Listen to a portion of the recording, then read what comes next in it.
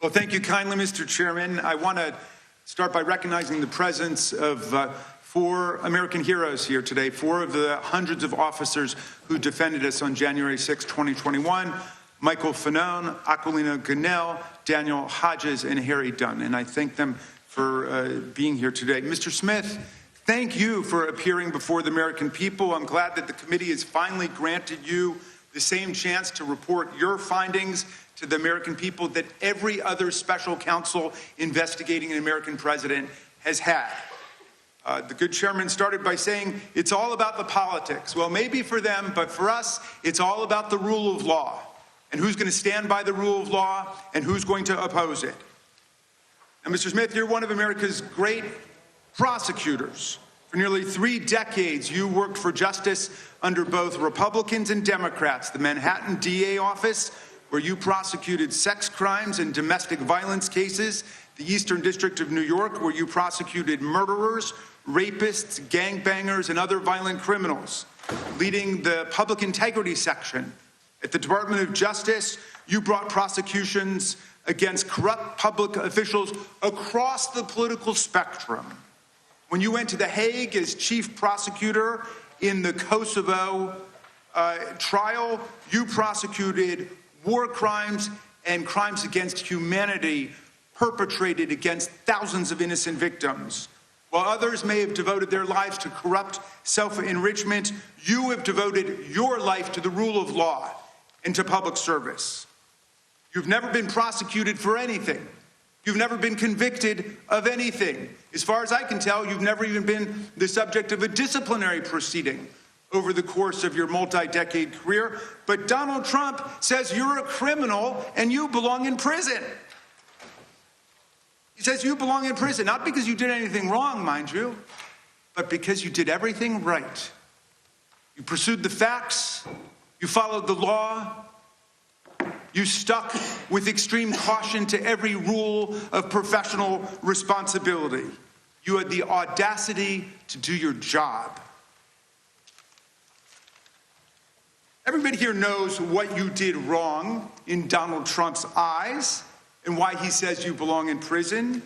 You found, and I quote from your sworn testimony before the committee, you found proof beyond a reasonable doubt that President Trump engaged in a criminal scheme to overturn the results of the 2020 election and to prevent the lawful transfer of power. When asked whether you believe the evidence was enough to obtain a criminal conviction against Donald Trump at trial, you had a one-word answer: yes. When asked if Donald Trump was responsible for the violence that took place at the Capitol on January 6th, you said, our view of the evidence was that he caused it and that he exploited it and that it was foreseeable to him. You found that Trump knew he had lost the election. How? Well, his own Attorney General, William Barr, repeatedly told him so and described all of Trump's theories as BS. Trump's top campaign advisors told him he lost the election. Vice President Pence told him he lost the election. More than 60 federal, state, and court decisions, including 8 rendered by judges he appointed to the bench, rejected every outlandish election fraud and corruption claim that he made. Trump himself even privately acknowledged it, gesturing to Joe Biden on TV and saying, quote, "Can you believe I lost to that effing guy?"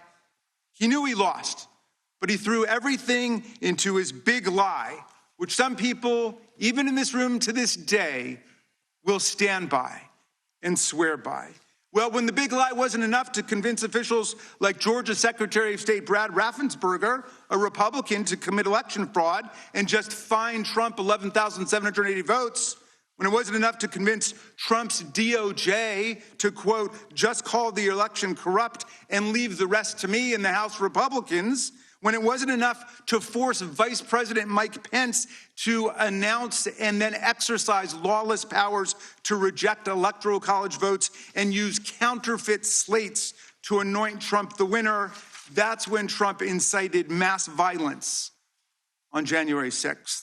While more than 140 officers were being brutally assaulted by Trump's mob, while rioters beat them with flagpoles and sprayed them with chemical agents and crushed them in doorways, And while they chanted, "Hang Mike Pence," and chased the vice president out of the Capitol, Trump and his team worked the phones, calling not the National Guard, which was under the direct unilateral control of Donald Trump, but calling members of Congress, urging them to delay certification and to nullify the election results. Special Counsel Smith, you pursued the facts. You followed every applicable law, ethics rule, and DOJ regulation. Your decisions were reviewed by the Public Integrity Section. You acted based solely on the facts, the opposite of Donald Trump, who now has purported to take over the Department of Justice. He's in charge of the whole thing under his unitary executive theory, and he acts openly, purely based on political vendetta and motives of personal revenge, and he doesn't deny it. Our colleagues have complained about the special counsel's review of toll records, which are phone records like a phone bill, showing only the timing and duration of calls and containing no content, no substance whatsoever from the calls. But those records were lawfully subpoenaed because Donald Trump made those members of Congress relevant to the investigation. It was Trump who chose to call them to advance his criminal scheme. As you testified, Mr. Smith, if Donald Trump had chosen to call a number of Democratic senators, we would have gotten toll records for them too. I trust our colleagues get the point because America certainly gets the point.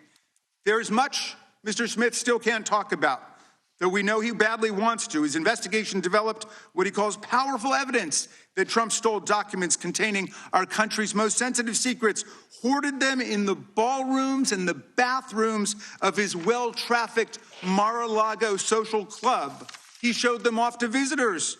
And then he obstructed a federal investigation by instructing his attorney to pluck out anything really bad before turning materials over to the FBI and having his staff delete incriminating security tape footage. But today we're not going to hear a lot about that because you are gagged by an absurd judicial order rendered faithfully by Trump's most servile and sycophantic appointee to the federal bench, Judge Eileen Cannon. This order not only blocks release of Volume 2 of your report, which is unprecedented, about the classified document scam, it also gags you from discussing the report or its contents with us, with America.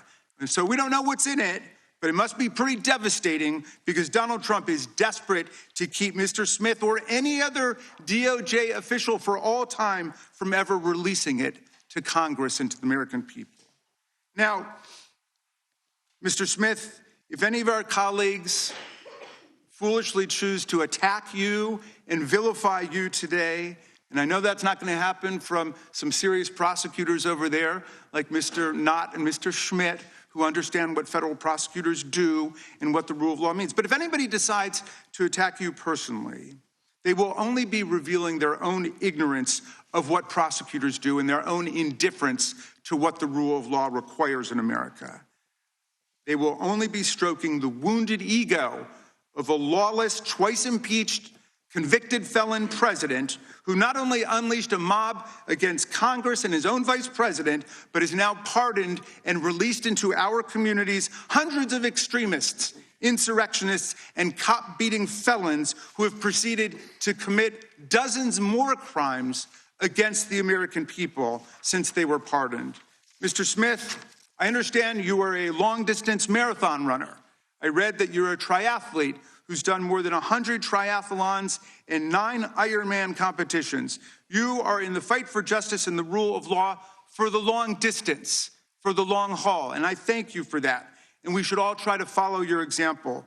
America looks forward to your testimony today. I yield back to you, Mr. Chairman.